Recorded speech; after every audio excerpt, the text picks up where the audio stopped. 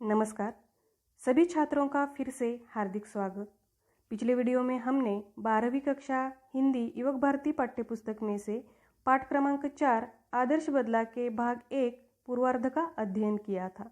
इस वीडियो में हम इसी पाठ के भाग 2 उत्तरार्ध का अध्ययन करने वाले हैं।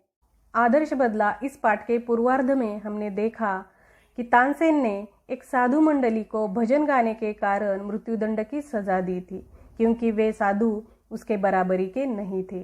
उन साधुओं में से केवल 10 वर्ष के बच्चे को छोड़ दिया गया था और यह बच्चा अब आक्रोश कर रहा था क्योंकि उसके पिता की मृत्यु हो गई थी।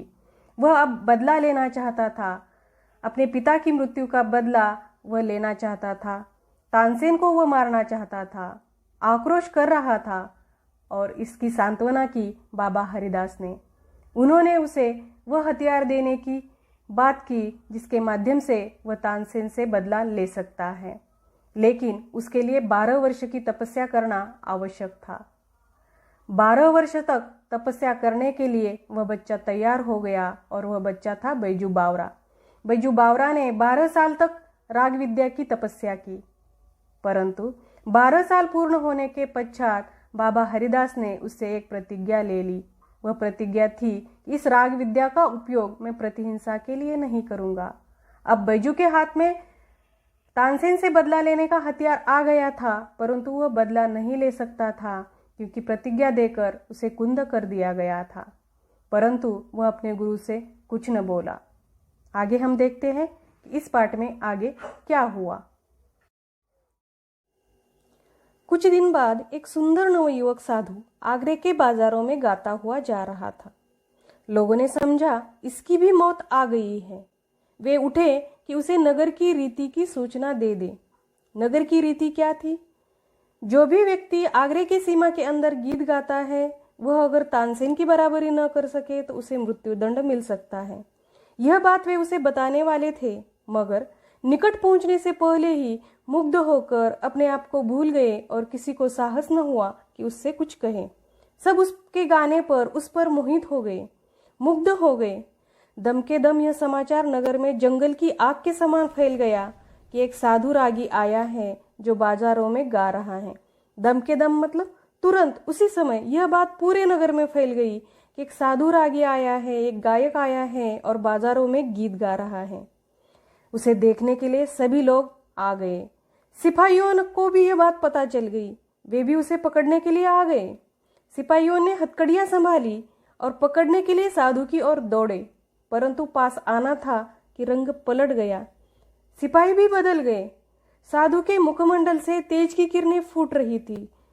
उसका चेहरा प्रसन्न लग रहा था, जिनमें जादू था, मोहिनी थी और मुग्ध करने की शक्ति थी। सब उसके गाने पर मोहित हो गए थे, मुग्ध हो गए थे। सिपाहियों को न अपनी सुध रही, न हथकड़ियों की, न अपने बल की, न अपने कर्तव्य की, न बादशाह की, न बादशाह के हुक्म की। यहाँ सिपाही भी अपना होश खो बैठे थे। सुध न रहना मतलब होश खो देना। सिपाहियों को भी यह होश न रहा कि उन्हें अपना क्या कर्तव्य निभाना है।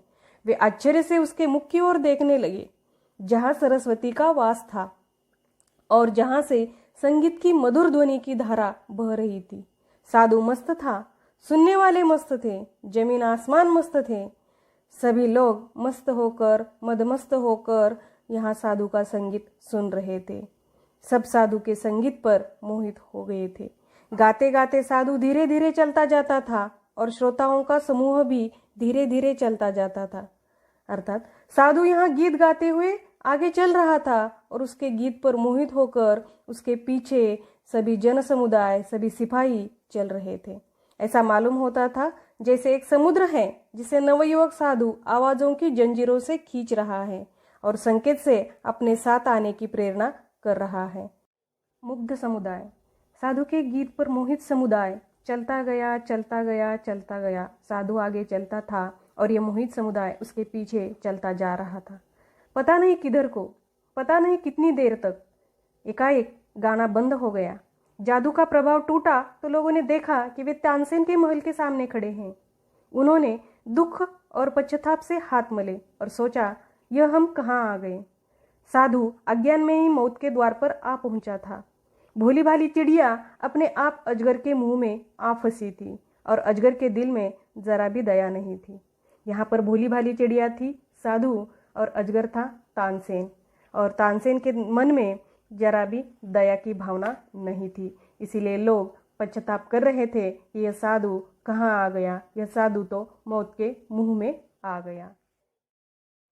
उसी समय तानसेन बाहर निकला। वहाँ लोगों को देखकर हैरान हुआ और फिर सब कुछ समझकर नवयुवक से बोला। वहाँ लोग इकट्ठे हुए थे। वहाँ पर एक साधु था, तो तुरंत उसके समझ में आया कि यह साधु इस शहर में गीत गा रहा है। और यह बात समझकर उसने नवयुवक से कहा, तो शायद आपके सिर पर मौत सवार है। मौत सवार होना मतलब मृत्यु समीप आना। तुम्हारे सिर पर मौत सवार है। इस प्रकार की बात तानसेन ने कही। नवयुवक साधु मुस्कुराया। जी हाँ, मैं आपके साथ गान विद्या पर चर्चा करना चाहता हूँ, मतलब आपसे प्रतिस्पर्धा करना चाहता हूँ। इस प्रकार की बात उस नवयुवक ने तानसेन से कही। तानसेन ने भी बेपरवाही से उत्तर दिया, अच्छा, मगर आप नियम जानते हैं ना? नियम कड़ा है और मेरे दिल में दया नहीं है। मेरे आंखें दूसरों की मौत देखने के लिए हर समय तैयार है। इस प्रकार की बात तानसेन ने नवयुवक से कही। इस पर नवयुवक ने तुरंत उत्तर दिया, और मेरे दिल में जीवन का मोह नहीं है। मैं मरने के लिए हर समय तैयार हूँ। इसीलिए मैं आपसे गान विद्या पर चर्चा करना चाहता हूँ। इस प्रकार की बातें तानसेन और उस नवयुवक के बीच हुई। इसी समय सिपाहियों को अपनी हथकड़ियों का ध्यान आया, क्योंकि अब संगीत बंद हुआ था, गाना बंद हुआ था और सबने अपना अपना होश संभाला। उन्हें अपने कर्तव्य का ध्यान आया। उन्होंने तुरंत उस साधु को हथकड़ियां लगाई, झंकारते हुए आगे बढ़े और उन्होंने नवयुवक साधु के हाथों में हथकड़ियां पहना दी।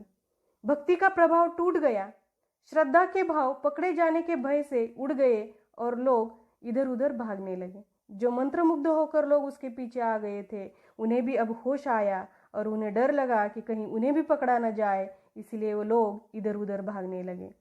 सिपाही कोड़े बरसाने लगे और लोगों के तितर बितर हो जाने के बाद नवयुवक साधु को दरबार की ओर ले चले। सिपाही उन इकट्ठे हुए समुदाय पर कोड़े बरसाने लगे और जिसके कारण डर कर वह जन समुदाय फैल गया। तितर बितर हो जाना मतलब इधर उधर फैल जाना। वह जन समुदाय इधर उधर फैल गया, सब लोग भाग गए और इसके बाद उन सिपाहियों ने उस नवयुवक साधु को पकड़कर दरबार में ले गए। दरबार की ओर से शर्तें सुनाई गई। उस नवयुवक को यह बात बताई गई कि जब यह गान प्रतियोगिता होगी, गान विद्या पर चर्चा होगी, तो नियम किस प्रकार के होंगे। कल प्रातःकाल नगर के बाहर वन में तुम दोनों का गान युद्ध होगा। दरबार ने यह सुनाया, कल सुबह के समय, प्रातःकाल सुबह के समय तुम्हारा यह गान युद्ध होने वाला है, और अगर हे नवयुवक तुम इस गान युद्ध में हार गए तो तुम्हें मार डालने तक का अधिकार तानसेन को होगा, और अगर तुमने उस तानसेन को हरा दिया तो उसका जीवन तुम्हारे हाथ में होगा। अर्थात हारने वाले का जीवन जीतने वाले पर निर्भर होगा कि वह उसे बचाएगा या मार डालेगा। नौजवान साधु ने सभी शर्तें मंजूर कर ली और दरबार ने आज्ञा दी कि कल प्रातःकाल तक सिपाहियों की रक्षा में यह नौजवान साधु रहे और कल सुबह यह गान प्रतियोगिता होगी। और यह नवयुवक जो आगरे की बाजार में सर पर मौत लेकर गीत गाता हुआ जा रहा था, यह नौजवान और दूसरा कोई नहीं था, तो यह नौजवान वही साधु बैजू बावरा था जिसके पिता को तानसेन ने मृत्युदंड की सजा दी थी और जो अपने पिता की मौत का बदला लेना चाहता था। सूरज भगवान की पहली किरण ने आगरे के लोगों को आगरे से बाहर जाता देखा, अर्थात जब सूर्योदय हुआ तब लोग आगरे से बाहर जा रहे थे, गान युद्ध के स्थल पर जा रहे थे। साधु ने दरबार से यह प्रार्थना की थी कि उसके जीवन और मृत्यु का तमाशा देखने की आज्ञा सर्वसाधारण को दे दी जाए, और यह आज्ञा दे दी गई थी। साधु की विद्वत्ता की धाक दूर दूर तक फैल गई थी। साधु के संगीत को लोगों ने जाना था कि यह बहुत ही महान संगीतकार हैं। जो कभी अकबर की सवारी देखने के लिए भी घर से बाहर आना पसंद नहीं करते थे, आज वे सज धज कर नई पगड़ियां बांधकर घर से बाहर निकल रहे थे। ऐसा जान पड़ता था कि आज नगर से बाहर वन में नया नगर बच जाने को है। वन में जहाँ पर गान प्रतियोगिता होने वाली थी, वहाँ पर लोग इकट्ठा हो रहे थे। वहाँ का माहौल सजा धजा हुआ था। वहाँ कनाते लगी थी, पर्दे लगे थे, जहाँ चांदनियाँ तनी थी, यानी कि शामियाने लगे हुए थे, जहाँ कुर्सियों की कतारें सजी हुई थी। इधर जनता बढ़ रही थी और उद्विग्नता और अधीरता से गान युद्ध के समय की प्रतीक्षा कर रही थी। सबको इंतजार था उस घड़ी का जब यह गान युद्ध होगा। बालक को प्रातःकाल मिठाई मिलने की आशा दिलाई जाए तो वह रात को कई बार उठ उठ कर देखता है कि अभी सूरज निकला है या नहीं। उसके लिए समय रुक जाता है, उसके हाथ से धीरज छूट जाता है। हाथ से धीरज छूट जाना मतलब इंतजार की घड़ियां समाप्त होना। उसे इंतजार नहीं करा जाता, वह व्याकुल हो उठता है। उसी प्रकार यह जनता जो है वह व्याकुल हो उठी थी, इस गान युद्ध को देखने के लिए बेचैन हो उठी थी, अधीर हो उठी थी कि कब यह गान युद्ध शुरू होगा। समय हो गया। लोगों ने आंख उठाकर देखा, अकबर सिंहासन पर था, साथ ही नीचे की तरफ तानसेन बैठा हुआ था और सामने फर्श पर वह नवयुवक बैजू बावरा बैठा हुआ था। उसके मुख पर तेज था, उसकी आंखों में निर्भयता थी, और इस प्रकार अब यहाँ पर गान युद्ध शुरू होने वाला था। इस मुकाबले में अकबर ने शुरू में घंटी बजाई और तानसेन से कहा कि वे संगीत विद्या के कुछ सवाल बैजू बावरा से पूछे। तानसेन ने बैजू को संगीत विद्या के कुछ सवाल पूछे। बैजू ने उन सवालों के उचित सही उत्तर दिए। इस बार लोगों ने ये उत्तर सुनकर हर्ष से, आनंद से तालियां बजाई और हर एक मुंह से ये ध्वनि निकली, जय हो बलिहारी बलिहारी। और यह ध्वनि से वह वन गूंज उठा। इसके बाद वह गान युद्ध शुरू हुआ। बैजू बावरा ने अपने हाथ में सितार ले ली और उसके पर्दों को हिलाया तो जनता ब्रह्मानंद में लीन हो गई। मतलब जनता को अलौकिक आनंद की प्राप्ति हुई। पेड़ों के पत्ते तक निशब्द हो गए, वायु रुक गई। सुनने वाले मंत्रमुग्धवत सुधीन होकर सिर हिलाने लगे। बैजू बावरे की अंगुलियां सितार पर दौड़ रही थी, सितार के तारों को छेड़ रही थी। उन तारों पर मानो राग विद्या निछावर हो रही थी और लोगों के मन उछल रहे थे। वे झूम रहे थे, थिरक रहे थे। ऐसा लगता था कि सारे विश्व की मस्ती, सारे विश्व का आनंद वहां आ गया है। इतने में लोगों ने देखा और वे हैरान रह गए। कुछ हरिन छलांगे मारते हुए बैजू बावरा के पास खड़े हो गए।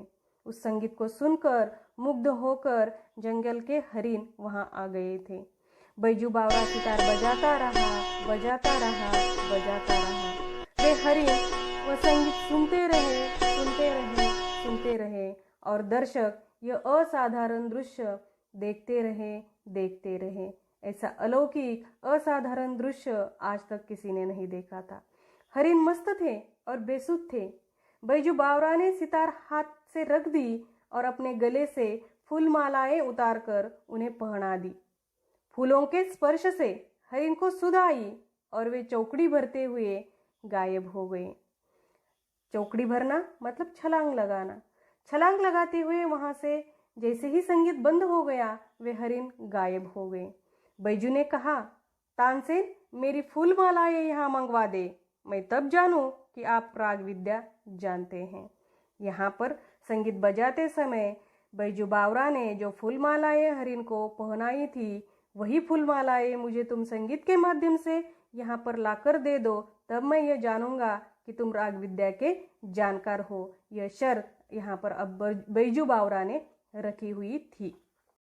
अब तानसेन सितार हाथ में लेकर उसे अपनी पूर्ण प्रवीणता के साथ बजाने लगा, पूर्ण कुशलता के साथ बजाने लगा। ऐसी अच्छी सितार, ऐसी एकाग्रता के साथ उसने अपने जीवन भर में कभी न बजाई थी। सितार के साथ वह आप सितार बन गया और पसीना पसीना हो गया। उसको अपने तन की सुधि न थी और सितार के बिना संसार में उसके लिए और कुछ न था। आज उसने वह बजाया जो कभी न बजाया था। आज उसने वह बजाया जो कभी न बजा सकता था।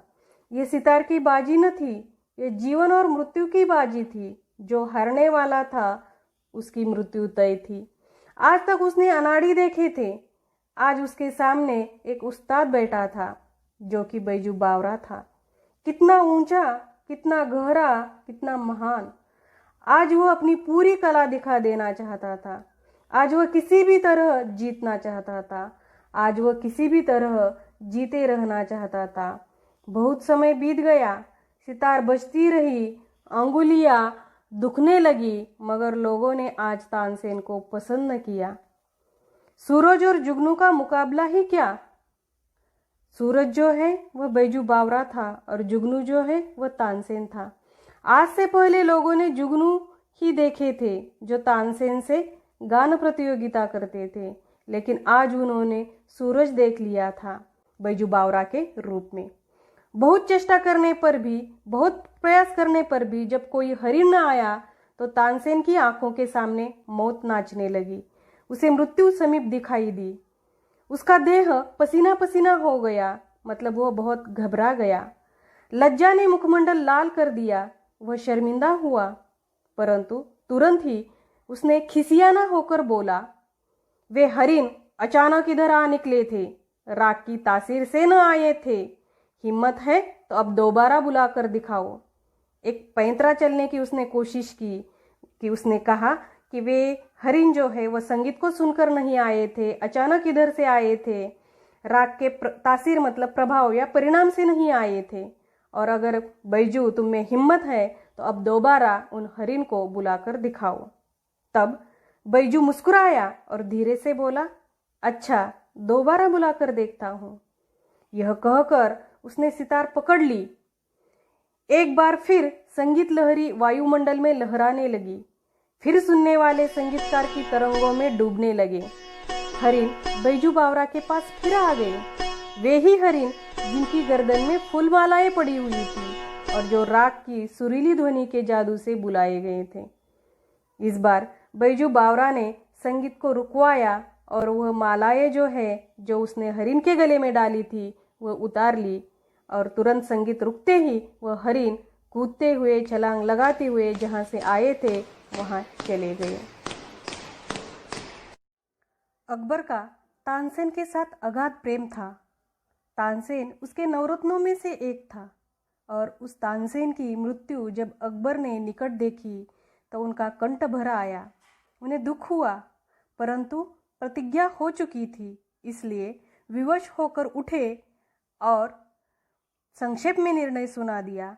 बैजू बावरा जीत गया, तानसेन हार गया। अब तानसेन की जान बैजू बावरा के हाथ में है।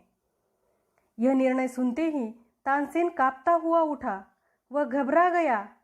उसे अपनी मृत्यु नजदीक दिखाई दी। वह आगे बढ़ा और बैजू बावरा के पांव में गिर पड़ा। वह जिसने अपने जीवन में किसी पर दया न की थी, इस समय दया के लिए गिड़गिड़ा रहा था और कह रहा था, मेरे प्राण न लो। बैजू से वह विनती कर रहा था कि मेरे प्राण न लो, मुझे जीवनदान दे दो। इसके बाद बैजू बावरा ने कहा, मुझे तुम्हारे प्राण लेने की चाह नहीं है, इच्छा नहीं है। तुम केवल एक बात करो, इस निष्ठुर नियम को उड़वा दो कि जो कोई आगरे की सीमाओं के अंदर गाए, अगर तानसेन की जोड़ का न हो तो मरवा दिया जाए। इस नियम को उड़वा दो। मेरी केवल यही इच्छा है, मुझे तुम्हारे प्राण लेने की इच्छा नहीं है। अकबर ने यह बात सुनते ही अधीर होकर कहा, उसे लगा कि इससे अगर तानसेन के प्राण बच सकते हैं तो यह नियम उड़वा दिया जाए। अकबर ने कहा, यह नियम अभी इसी क्षण में उड़ा दिया जाए। तानसेन बैजू बावरा के चरणों में गिर गया और दीनता से कहने लगा, मैं ये उपकार जीवन भर न भूलूंगा। आपने मुझे यह जो जीवन दान दिया है, इसका उपकार मैं कभी नहीं भूलूंगा। इसके उत्तर में बैजू बावरा ने जवाब दिया, 12 बरस पहले की बात है, आपने एक बच्चे की जान बख्शी थी। आज उस बच्चे ने आपकी जान बख्शी है। तानसेन हैरान होकर देखने लगा। उसे समझ में नहीं आया कि 12 बरस पहले उसने क्या किया था, परंतु थोड़ी ही देर बाद उसे पुरानी एक भूली हुई एक धुंधली सी बात याद आ गई, जब उसने एक साधुओं के समूह को दंड दिया था और केवल 10 वर्ष के बच्चे को छोड़ा था। इस प्रकार बैजू बावरा ने अपना बदला पूरा किया। उसने अपने पिता की मृत्यु का बदला लिया, लेकिन इसके लिए कोई प्रतिहिंसा नहीं की। तानसेन को जीवनदान देकर उसे जीवन भर के लिए उपकृत कर दिया।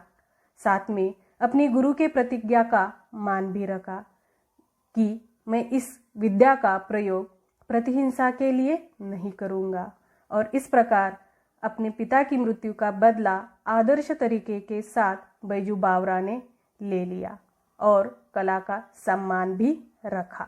इस प्रकार यह पाठ यहाँ पर समाप्त होता